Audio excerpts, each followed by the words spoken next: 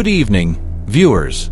Tonight, the world's attention is once again drawn to the Middle East, where tensions between Israel and Hamas have escalated into a new and potentially catastrophic phase.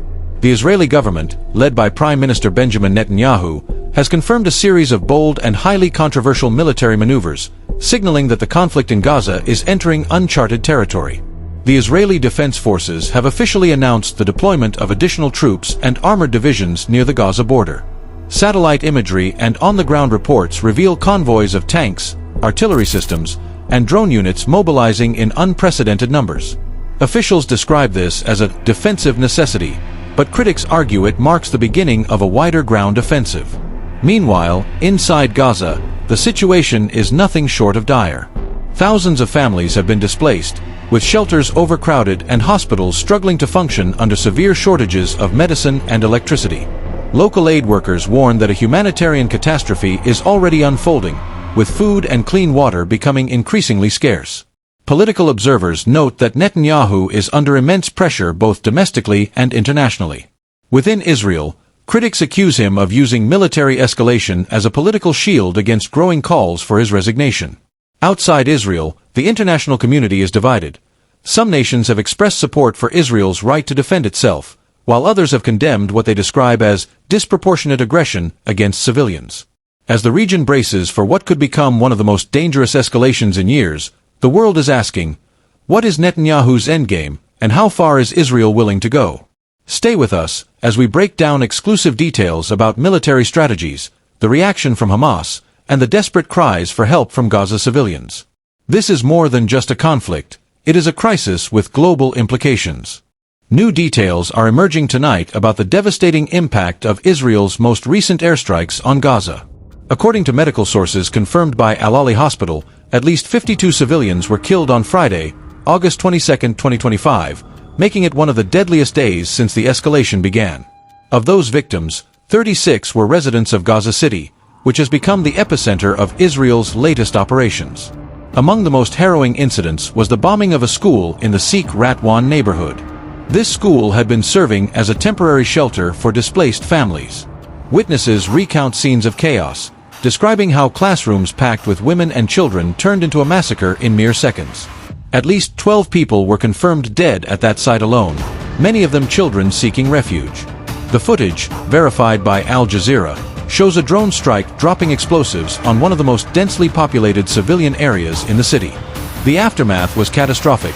Thick black smoke billowed over the neighborhood as rescue teams searched frantically through rubble for survivors. Elsewhere, another casualty was reported in Gaza's Tufa district, where residential buildings were reduced to piles of debris. Entire families have been torn apart. The mounting civilian toll underscores what human rights groups are calling a blatant violation of international humanitarian law. Despite this, Israeli officials defend the strikes, insisting that Hamas militants were operating from within civilian structures. The Ministry of Defense has argued that the targeting of schools, hospitals, and mosques is a consequence of Hamas embedding its operations in civilian zones. However, humanitarian organizations reject this justification, warning that collective punishment of civilians could amount to war crimes. For the people of Gaza, survival has become a daily struggle. Families who fled their homes with nothing but the clothes on their backs now find themselves without shelter, food, or water. Doctors report that hospitals are beyond capacity, with many treating patients on the floors of overcrowded wards. In the midst of this crisis, the international community faces mounting pressure to intervene, but so far, global responses have been limited to condemnations and calls for restraint. The grim reality is that Gaza stands on the brink of total collapse. And yet, Israel's leadership continues to warn that this is only the beginning of a larger operation, one that could see the full-scale occupation of Gaza City. Tonight, the political standoff between Israel and Hamas shows no signs of easing, as both sides harden their positions in the face of growing international alarm. Israeli Defense Minister Israel Katz has delivered his sternest warning yet, vowing that Gaza City itself will be reduced to rubble unless Hamas meets Israel's conditions for a ceasefire. Those conditions are clear: the release of all Israeli hostages and the complete disarmament of Hamas. Israel insists that without these measures, any truce would be meaningless. But Hamas has flatly rejected these terms, responding with a counter-demand: an immediate end to the war and the official recognition of Palestine as an independent state. For Hamas, The question is not just about halting the violence, but about securing long-denied political legitimacy on the world stage. Prime Minister Benjamin Netanyahu, meanwhile, has tried to balance a dual message. On the one hand, he confirmed that indirect negotiations for the release of hostages are underway, mediated by international actors. On the other hand, he declared that Israel is simultaneously preparing for what he described as a major operation aimed at seizing full control of Gaza City. This dual strategy reflects the complexity of Israel's calculus, showing a willingness to talk while maintaining military pressure. The situation has left observers deeply concerned. Diplomats fear that Israel's military buildup points to an imminent ground invasion, a move that would drastically escalate casualties on both sides. Analysts warn that such an operation could trigger regional consequences, drawing in neighboring countries and potentially destabilizing the entire Middle East.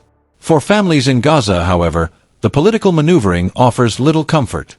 Parents cradle their injured children, unsure if they will survive the night.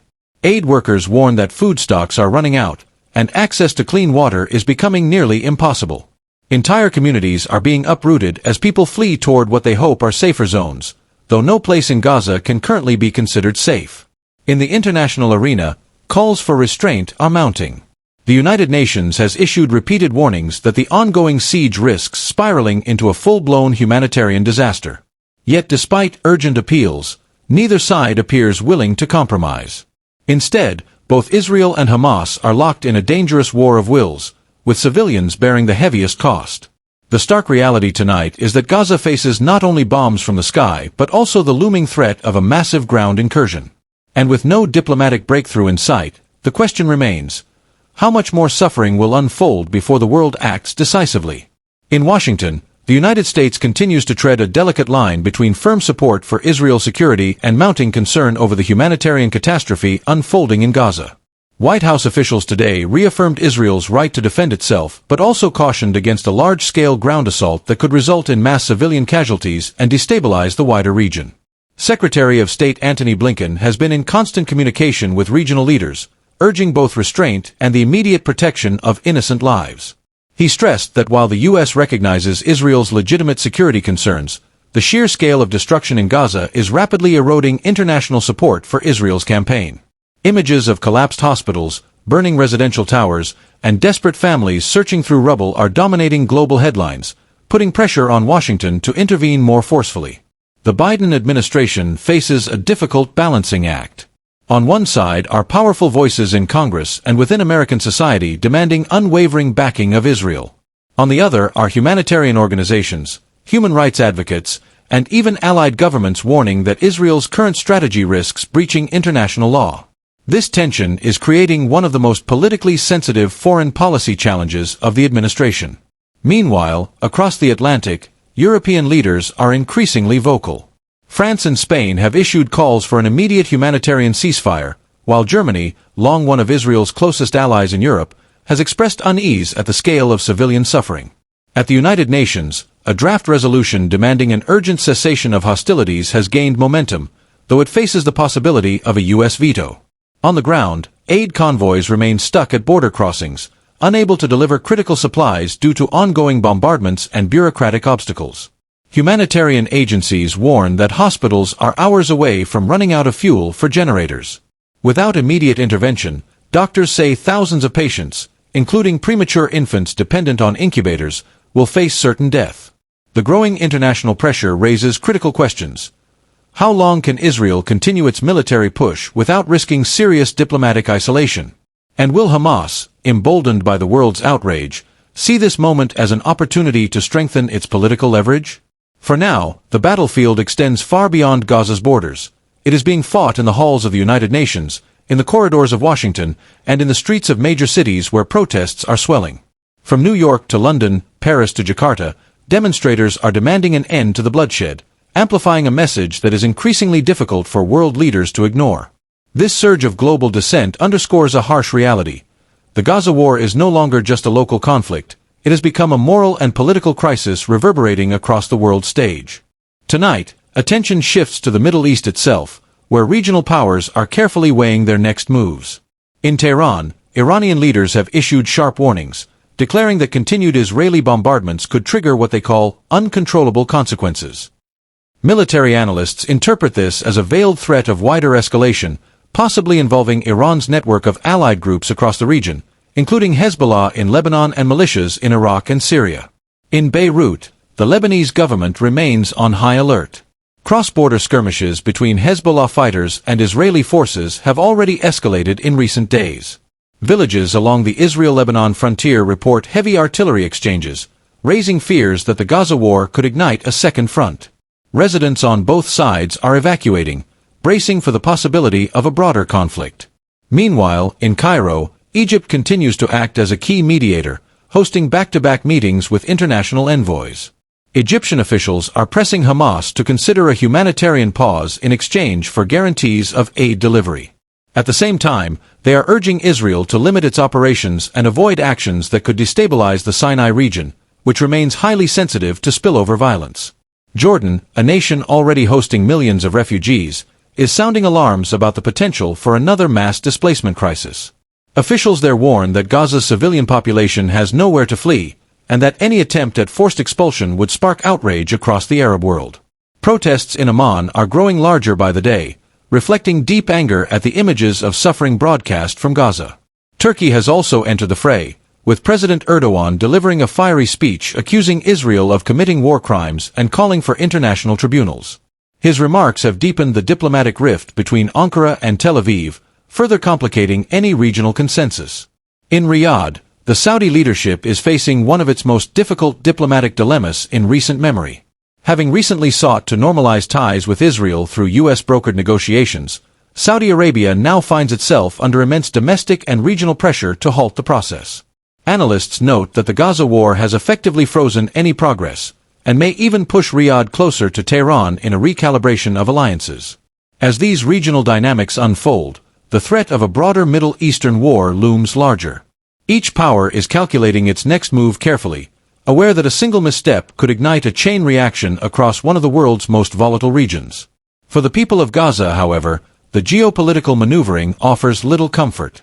Their immediate reality remains one of relentless bombardment, collapsing infrastructure, and dwindling hope. Humanitarian agencies stress that without decisive action from regional powers, the suffering will only deepen, and the possibility of peace will grow ever more distant. As international concern intensifies, the United Nations Security Council convened an emergency session in New York. The meeting was marked by sharp divisions among the world's most powerful nations. The United States reiterated its firm support for Israel's right to self-defense, while also urging Prime Minister Netanyahu's government to minimize civilian casualties. Washington's position remains a balancing act, standing by a key ally, but facing growing pressure from its own citizens and lawmakers demanding a ceasefire. Russia, meanwhile, seized the opportunity to position itself as a critic of Western policy. Moscow's ambassador accused the U.S. of enabling what he called systematic destruction in Gaza, while calling for an immediate halt to hostilities. Analysts note that Russia, bogged down in its own war in Ukraine, is leveraging the Gaza crisis to challenge Western influence and rally support among countries skeptical of American power. China, on the other hand, struck a more cautious tone. Beijing's representative condemned attacks on civilians on both sides, but avoided directly blaming Hamas or Israel. Instead, China called for an international peace conference and offered to host talks. Experts suggest that Beijing sees the Gaza crisis as an opportunity to enhance its global diplomatic profile, particularly in the Middle East, where it has recently brokered rapprochement between Saudi Arabia and Iran. European nations remain divided. France and Spain are pushing strongly for a humanitarian truce, arguing that the scale of civilian suffering is intolerable. Germany, however, stands firmly behind Israel, emphasizing its historical responsibility and security commitments. This split underscores the broader challenge of forging a unified European response. Outside the council chambers, demonstrations erupted in major cities worldwide. From London and Paris to Jakarta and Johannesburg, protesters filled the streets, demanding an immediate ceasefire. The images of mass rallies reflect a growing global outrage, with activists accusing world leaders of failing to stop what they describe as crimes against humanity. In Washington, the White House is feeling mounting domestic pressure. Large-scale protests in major U.S. cities, coupled with divisions within Congress, are forcing President Biden into a delicate political balancing act. Some lawmakers are openly questioning the billions of dollars in aid and weapons flowing to Israel, particularly as American families struggle with economic challenges at home. The United Nations Secretary-General issued a stark warning during the session, declaring that Gaza is on the brink of total collapse. He stressed that humanitarian corridors must be opened immediately, and that collective action is the only way to prevent further catastrophe. But as the meeting concluded, no binding resolution was passed, blocked once again by veto powers and entrenched geopolitical rivalries. This deadlock has only fueled frustration among aid agencies and human rights groups, who argue that the UN has failed in its most basic mission, to protect civilians in times of war. For the people trapped in Gaza, international debates and diplomatic maneuvering bring little relief. Their suffering continues, even as the world's most powerful nations remain locked in stalemate. As the conflict grinds on with no sign of resolution, the humanitarian crisis in Gaza has reached levels described by aid workers as unprecedented in modern memory. Hospitals, already overwhelmed, are now operating far beyond their capacity. Doctors are performing surgeries without anesthesia, using cell phone flashlights for illumination due to constant power outages. The World Health Organization warns that Gaza's healthcare system is collapsing, with critical shortages of medicine, clean water, and fuel. International aid convoys remain stalled at border crossings, trapped in bureaucratic and political wrangling. Egypt, under immense pressure, has agreed to open the Rafah crossing in limited capacity, but only a trickle of supplies is getting through. Meanwhile, tens of thousands of displaced families are crammed into makeshift shelters, schools, mosques, and public buildings, struggling to survive amid dwindling food stocks. Aid groups caution that diseases such as cholera and respiratory infections are spreading rapidly due to unsanitary conditions. Journalists allowed rare access to the enclave describe haunting scenes: children scavenging for scraps of food and rubble, mothers cradling infants weakened by dehydration, and medics breaking down in tears as they pronounce more lives lost. These images, broadcast across global networks, have intensified calls for an urgent humanitarian ceasefire. Yet, despite mounting appeals, the bombs continue to fall.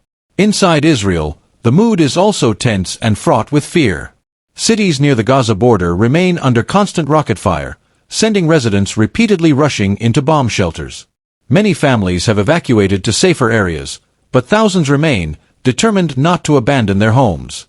The Israeli government continues to stress that military operations are necessary to dismantle Hamas infrastructure and ensure long-term security. Yet, the prolonged campaign has left citizens anxious, questioning how and when this cycle of violence will end. Diplomatic initiatives remain deadlocked. The United States and its allies are pushing for temporary humanitarian pauses, but Israeli leadership insists that any halt would give Hamas time to regroup and rearm. Meanwhile, Arab nations are ramping up pressure at the international level, accusing Western powers of applying double standards by condemning violence elsewhere but allowing Israel-wide latitude in Gaza. Behind closed doors, intelligence sources warn that the longer the conflict drags on, the greater the risk of it spreading across the region. Militias in Iraq and Syria have issued threats, while clashes continue along Israel's northern border with Lebanon. The specter of a regional conflagration looms larger with each passing day.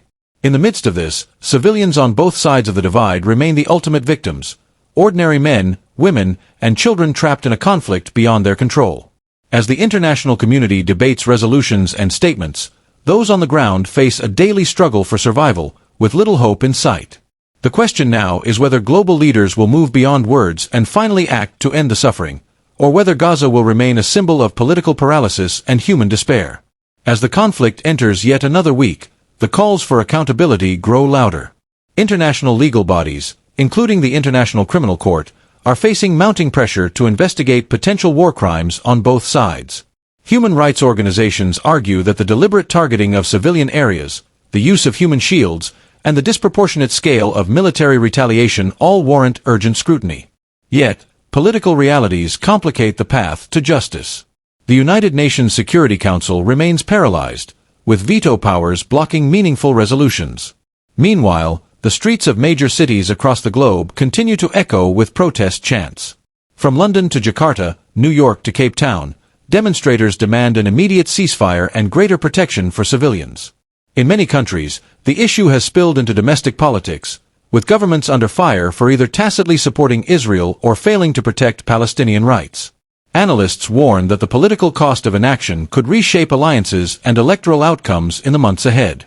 On the ground in Gaza, Desperation is turning into resilience. Despite unimaginable hardships, communities are banding together. Neighbors share food, volunteers risk their lives to deliver aid, and children, even in the ruins, are seen trying to play, their laughter piercing through the noise of conflict.